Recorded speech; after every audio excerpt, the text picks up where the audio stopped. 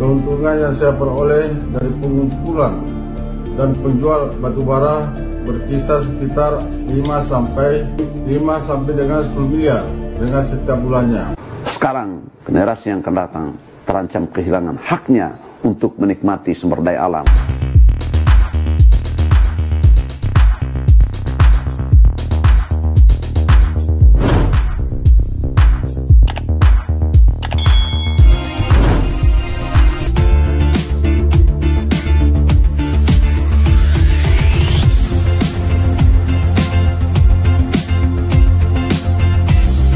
Gonjang-ganjing skandal beruntun yang menjerat para petinggi kepolisian Republik Indonesia dari kasus Ferdy Sambo, skandal konsorsium judi 303, kasus Irjen Teddy Minahasa yang terjerumus perdagangan narkoba, hingga dugaan keterlibatan oknum-oknum pejabat tinggi Polri dalam kasus tambang ilegal, disebut oleh sementara orang sebagai adanya perang bintang di tubuh Polri. Menurut Detik News, isu soal adanya mafia dan korupsi pertambangan mencuat setelah heboh testimoni mantan anggota Polres Samarinda Ismail Bolong.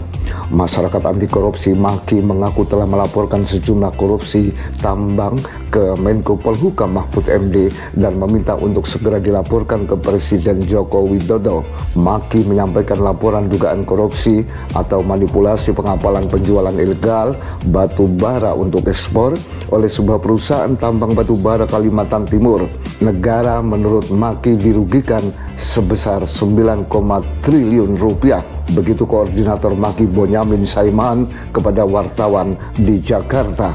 Akan halnya aibtu purnawirawan Ismail Bolong dalam pengakuannya melalui video yang sempat viral di media sosial, dia mengaku bisa mengantongi antara 5 sampai 10 miliar rupiah per bulan sebagai pengepul tambang ilegal di Kalimantan Timur. Sebuah pengakuan yang membuat mata terbelalak.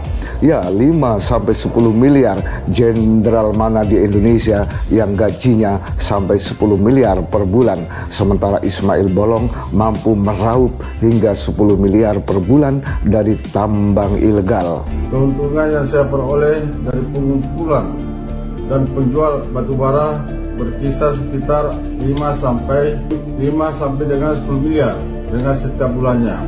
Nilai uang yang ada pada kegiatan tambang ilegal nampaknya memang begitu fantastis.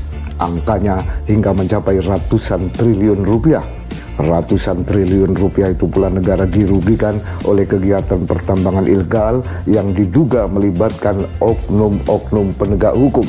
Kerugian lainnya dari praktek pertambangan ilegal adalah terjadinya kerusakan lingkungan yang dahsyat di Kalimantan Timur.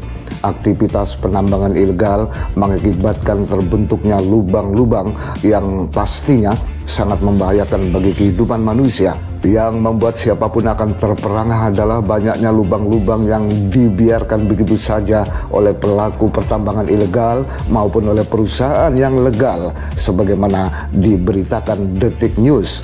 Menurut Detik News, Menteri Lingkungan Hidup dan Kehutanan Siti Nurbaya menyebut ada 154.000 lubang bekas tambang di wilayah Kalimantan Timur. Sebanyak 29.000 diantaranya berada di kawasan ibu kota negara IKN Nusantara.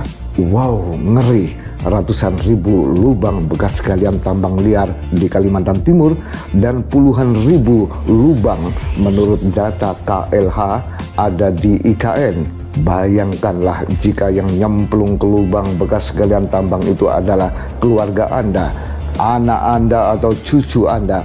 Jelas kesedihan mendalam tidak mudah dihapus begitu saja jika yang terperosok ke lubang itu sampai meninggal dunia.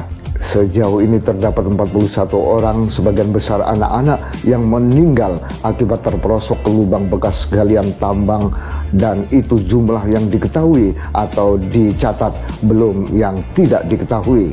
Tingkat kerusakan alam dan lingkungan di Kalimantan Timur dan wilayah lainnya di Pulau Borneo itu memang dari tahun ke tahun semakin parah, baik yang diakibatkan oleh pembabatan hutan maupun akibat dari eksploitasi pertambangan yang semakin tidak terkendali itu.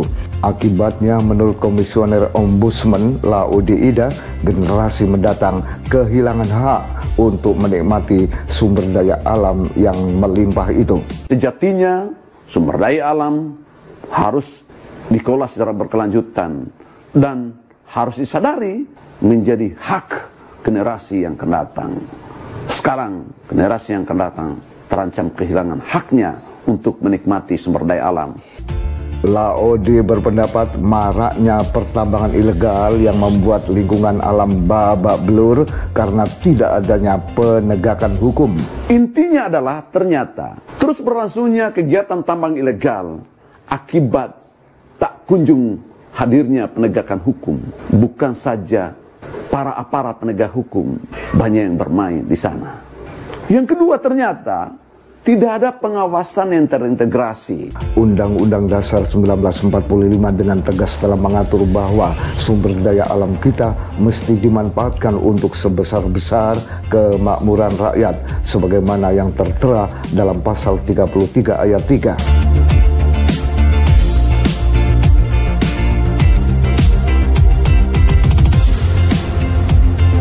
Itulah penegasan UUD 45 untuk penyelenggara negara. Namun faktanya pemerintah dalam beberapa dasawarsa terakhir dari pemerintahan Presiden Soeharto sampai dengan pemerintahan sekarang ini, justru ketetapan dalam UUD 45 itu diabaikan begitu saja.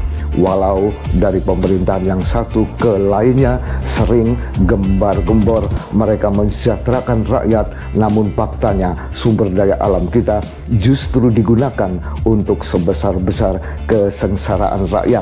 Alam dan lingkungan pun ternyata akibat negara abai kerusakannya begitu parah dan semakin parah.